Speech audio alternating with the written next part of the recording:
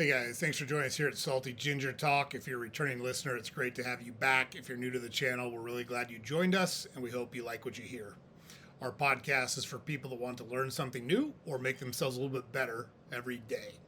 So, in today's episode, we are going to talk about why it's very important for you to stop trying to get everyone to like you.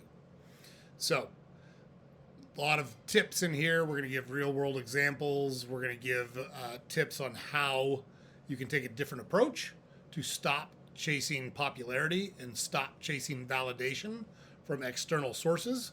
And the funny part is, the more you stop trying to get validation from external sources, generally, the more you get. You actually get more validation and people like you more when you're genuine and authentic instead of trying to make them like you than you do by trying to make them like you. So that's what the episode is about today. We're going to talk about why people think this way, how you can overcome it, and again, give some real world examples to illustrate our points and hopefully help you figure out how to go about this in your day-to-day life, because you're going to see a huge improvement in your day-to-day life when you start to take this approach. So with that, let's jump in here. First, let's talk about just the psychology of people pleasing. Why do we as humans innately want validation from other people and from external sources? So on this, you got to go back a pretty long way, thousands, if not tens of thousands of years, and understand that in nature, in the prehistoric, call it ancient world, whatever the timing you want to call it, back before cities and electricity and all of the amenities that we have available to us now, we had to survive in the wild to continue to live and to propagate the species. And that required dependence on a group. And so if you're going to have dependence on a group, you need that group to accept you so that when the saber-toothed tiger is prowling around outside, they don't kick you out of the cave as the human sacrifice, and you can make it another day. And so it's actually very instinctual for people to want to be accepted by a group and get acceptance and validation from other people. And so all of us have this to varying degrees. I as a kid, I'm no different than anyone else. I didn't like to be laughed at or made fun of or those kind of things, but that stuff seemed to bother me a lot less than it bothered other people. And that behavior has gotten, or that instinct has gotten stronger as I've gotten older. And I've realized, hey, everybody is just trying to figure it out and make it. And there's some people that aren't worth chasing their opinion or validation because you don't think much of them either. And so why do you care what they think of you? But it's natural. It's normal. And then you add on some of the things that exist in today's world that didn't exist hundreds or thousands of years ago. There was no Facebook or Twitter or Instagram or Snapchat hundreds or thousands of years ago. Hell, 50 years ago, those things didn't exist. But that is kind of a constant drumbeat of you want the crowd to accept you. You want likes. You want people to hear what you have to say. And that's very normal, very natural. Like on our channel, we don't go out of our way to do things that would drive a ton of traffic. We could comment on the latest political stuff. We could comment on the latest social trends. We could comment on a lot of things. That's not what's important to us. We have our own thoughts and our own opinions on those. We share those on the channel sometimes, but it's not the primary focus of our channel. Our channel, we want people to take control of their lives and control of their thought process and control of their emotions and build better lives for themselves. We want to get rid of this victimization mentality that a lot of people seem to have in our society, and we want people to shift to a mindset of growth and personal accountability. And that's what episodes like this are all about. So you've got the social media issues out there now that make you want to get validation from exterior sources. You've got workplace dynamics, and sometimes it's necessary to get validation from external sources in your workplace. They're not going to promote you if they don't have confidence in you. They're not going to promote you if they don't think you can manage people. They're not going to promote you if they don't think you're competent enough to do the next job. So there's some of it that's necessary. But it's funny because the way you actually earn that is not by trying to get it. And we'll talk about that a little bit later. And then our own nuclear family, right? We want our family to like us. We want to be tight with our family. And that's normal and it's natural. But you can't sacrifice who you are or what you believe to chase those external rewards, because it's going to go badly for you and you're not going to get either. You're going to kind of prostitute yourself and feel bad about how you're behaving or acting, and you're not going to get the result that you want anyways. So it's better to just be genuine and authentic, and that's what we're talking about today. So when you go through all those things, it exhausts you, right? It's hard to put on an act. It's hard to be on. It's hard to behave differently. So if you're engaging in behaviors that suck energy out of you or take energy out of you instead of giving you energy, that's a good sign that you're probably not taking a good approach. A lack of clear personal boundaries. Are you willing to cross lines you said you would never cross to try to get people to like you? I was 12 years old the first time I got offered a hard drug. I was offered heroin when I was 12 years old by the older sibling of one of my friends. I just said no thanks. I didn't get a lot of pushback. I didn't get called a nerd. I didn't get called a prude. They just knew that's how I was, and I wasn't going to do something that I didn't want to do. And that was that. But if you're willing to cross those boundaries to be accepted by a group, that's kind of a dangerous situation. That's kind of dangerous behavior that you're engaging in there. Because where does it stop? Where does the line stop if you're willing to continuously move the line for external validation? And then that leads to a diluted sense of self-identity. It makes you question, hey, am I a good person? Am I doing the right things? Am I acting the right way?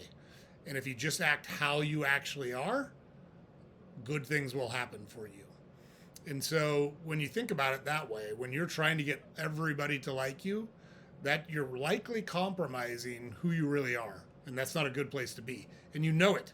You know it deep down. You know you're doing it. You know that's why you don't feel well. That's why it sucks the energy out of you, why you have trouble sleeping at night, why you think about those things over and over again. That self-awareness is in there, and it's one of the telltale signs that you're taking a bad approach. So, all sounds good. Here's why we say it's better if you just let it go. Just be who you are and let the chips fall where they may. First, you can't control how other people perceive you. You can't. They have their own opinions, and a lot of times those opinions are shaped by experiences they've had previously in their life that you have no control over. None whatsoever. And so if you represent X and another person has had a bad experience with X, it doesn't matter how nice and warm and genuine and comforting you are. They associate you with a negative experience, and they're going to have a negative opinion of you. Sometimes that can't be helped. You got to just let that go. Not everyone's approval is worth having. We talked about this earlier in the podcast. So if someone is of low moral fiber, let's call it, why do you care what they think of you? It's actually validation if they don't like you. And you've got to focus on respect over popularity. And that's different for different people. We say a lot, people will say, well, that's against the law. Okay, great. You know what is against the law? Being an interior designer without a license. Yeah, you have to have a license to be an interior designer. You can't just sell your ideas and concepts to people, and if they like them, they'll buy more of it. So there's all sorts of stupid, arcane, inane laws out there. So we don't think simply because there's a law that says it's wrong, that it's wrong. That's just us. You're allowed to make those decisions for yourself. But we would say focus on respect and being really good at what it is you're trying to do, instead of whether other people accept you for it or like you for it or not. And then there's the paradox of likability, because who is it that is generally popular and who is it that we generally like? It's generally people that are genuine. And genuine people, most time, don't give a shit what you think about them. They are who they are. That's good enough for them. And you can either like them or not like them for who they are. And they're good with that. And that's the funny part, is those are people that most people like. And they're not trying to be liked. They're just being themselves because it's genuine. And people can tell when you're being genuine and when you're being fake. And when you're fake, they don't trust you. They don't like you as much. And they're not going to hold you in high esteem. And it's actually being genuine that gets more people to like you. So it's a little bit of a paradox, because the harder you try, the worse result you get. The less you try, the better result you get. But it is what it is. So, that's how it is. That's the way the real world works. We speak with 50 plus years of experience here. You can listen to us. You can not listen to us. We think we're right. And we're trying to provide some examples here on why we think we're right. So it'll resonate with you too. So, real world scenarios. Number one, career growth. So you want to avoid conflict at work. So you just agree with everybody. And people view you as a doormat. You can walk, Tim's a yes man, Betty's a yes man. They don't have any respect for your thoughts, your ideas, or your opinions. Once you start respectfully asserting what you think and offering new thoughts, new concepts, new ideas, they're going to gain more respect, and it's probably going to lead to more opportunities for you.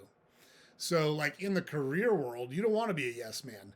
There are ways to respectfully voice a dissenting opinion. There are ways to respectfully push back on bad ideas. There are ways to respectfully push back on bad bosses. And you'll get a ton of credibility if you're genuine when you do those things and you take an approach that is constructive versus destructive. We speak from personal experience on this one, but that's one scenario where not worrying what other people think about you, or if they like you or not. We say a lot, I will trade respect for like any day of the week. I'd much rather have people respect me than like me.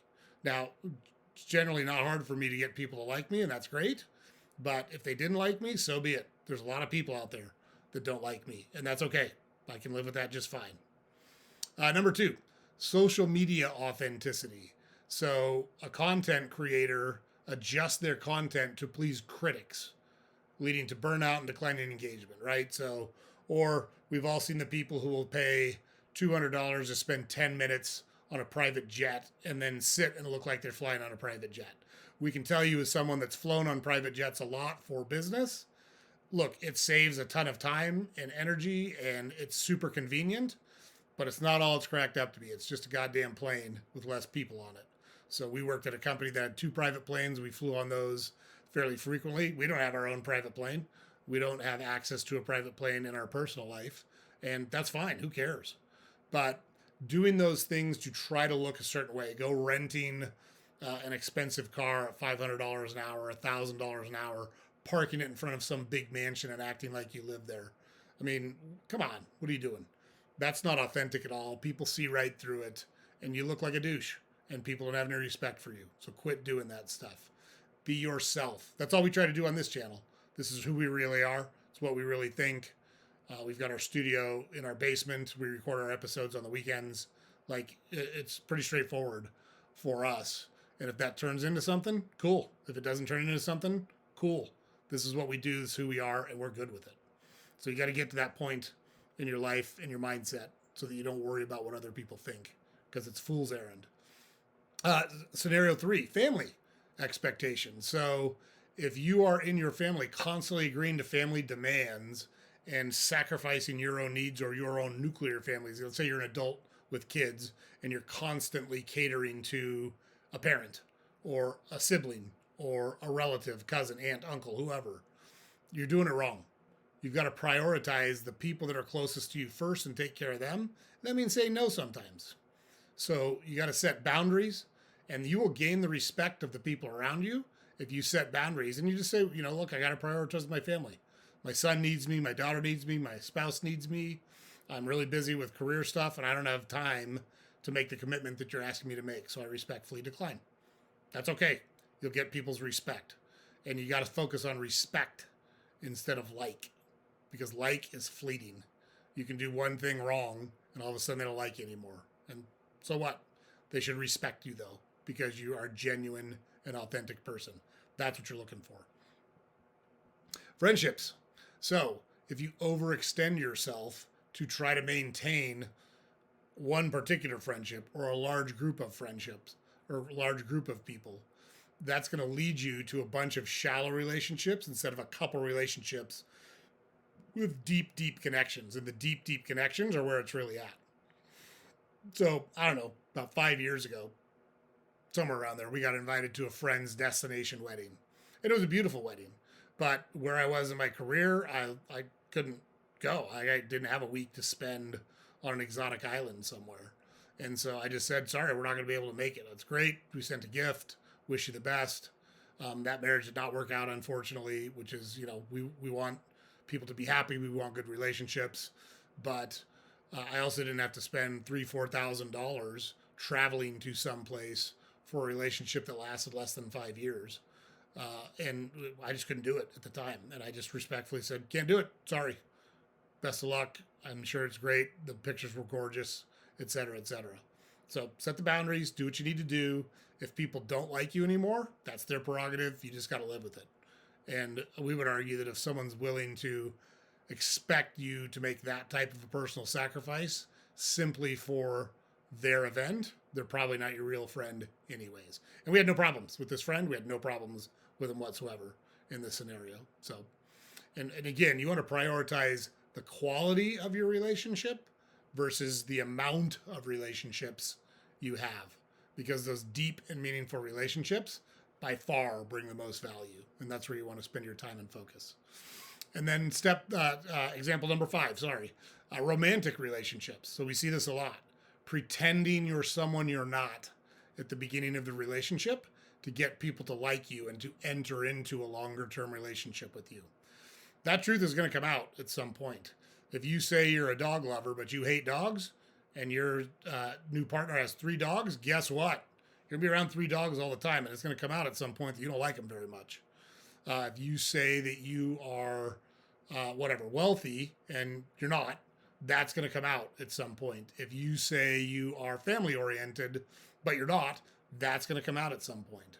So don't try to be someone you're not to sucker someone into a relationship, no matter how much you like them. Oh, they don't like kids. Well, I don't have any kids. We got 2 kids. Guess what? They're going to find out at some point you've got 2 kids. So you got to be honest. You got to be genuine. The right people will wind up with you if you're both of those things. And the ones that judge you for it, or the ones that don't like you for it, okay, like that's not someone you should have in your life anyways, because they don't care about you personally. And that's okay. They don't have to care about you personally. But you shouldn't worry what they think, and you should not change who you are to try to get them to like you. So, what are some strategies for taking this approach that we're talking about? What are some strategies to help you care less what other people think about you and be genuine and authentic in who you really are? So the first one is you got to shift away from external validation to self-validation, self-approval. Ask yourself, what do I value? What's important to me? I get told I work a lot because I work a lot, and that's important to me. I like working, and that's okay. It works for my spouse because she has other activities, she has other relationships. She knows I get a lot of value out of it. I tend to do well, so that provides a good life for us, and it gives her freedom and flexibility in her world, and she's always been very supportive of me working a lot. So it's not good or bad, it's just who I am, and that's okay. There's some people that judge me for it. That's okay too. They're entitled to their opinion. I'm entitled not to care about their opinion. And that's where we wind up. Step number 2, strategy number 2, learn to say no politely. You don't have to be a dick about it. You can be a dick about it. I can be a dick about a lot of stuff. But you can just say no. Just say, one thing we've learned is to avoid the word no. There's lots of ways to say no without saying the word no. I don't think I can make that work. Oh, I don't think I can squeeze that in. Oh, I don't think we're going to be able to manage that. Those are all no's. I didn't say the word no. Don't say the word no. Just practice setting boundaries and move on. If people judge you for it, if they're upset with you for it, that's a them problem, not a you problem. I say that a lot. That sounds like a you problem, not a me problem. Sorry, it is what it is.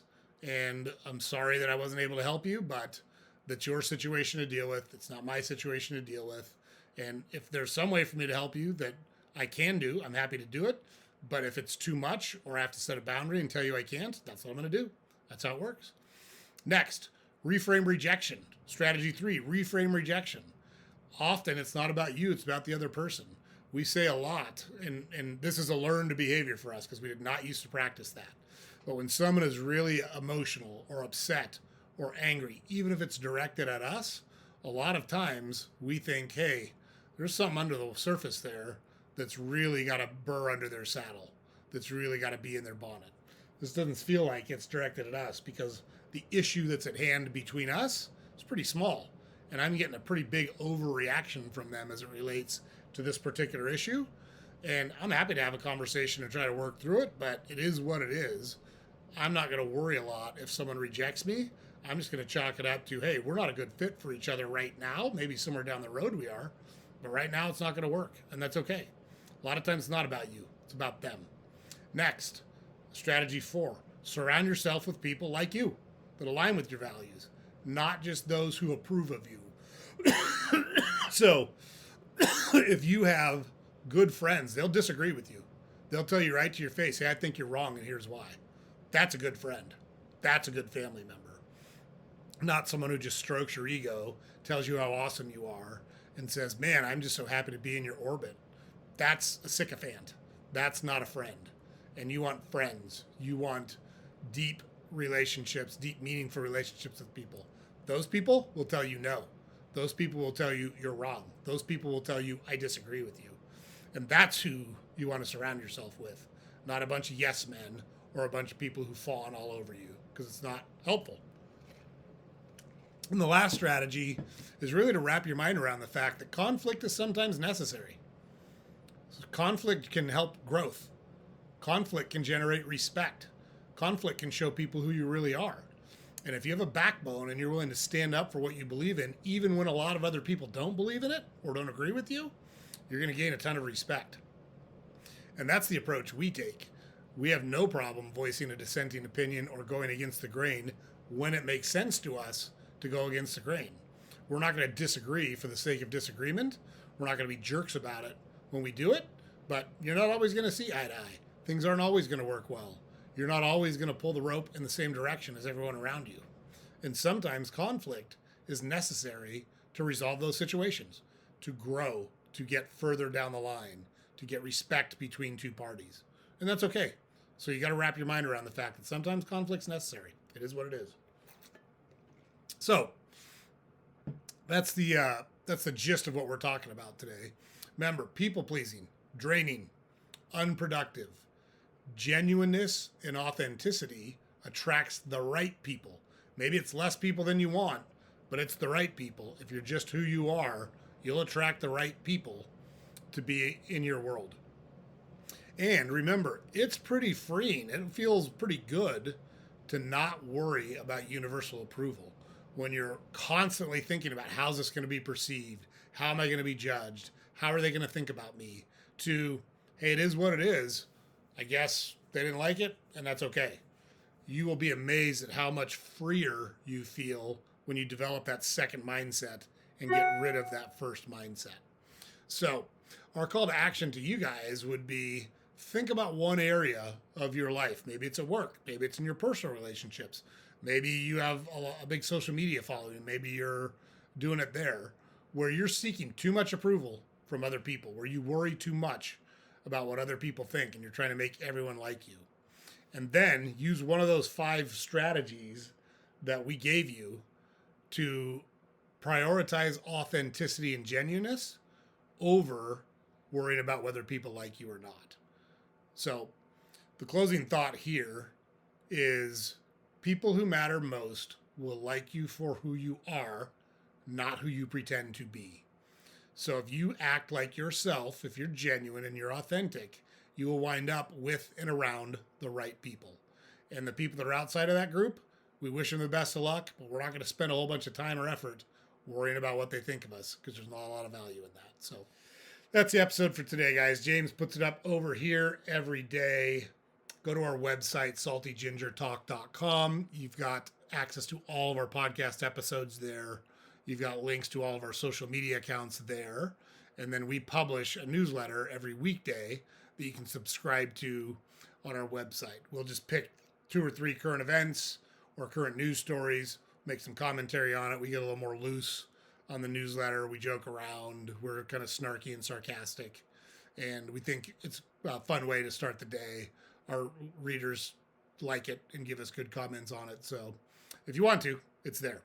And don't forget, like, comment, subscribe on whatever channel or platform, that you consume our podcast on. That's super helpful for us if you're able to do that. So this podcast will air on a Monday. So we hope your week's off to a good start. Hope everyone has a great week, and we will talk to you next time.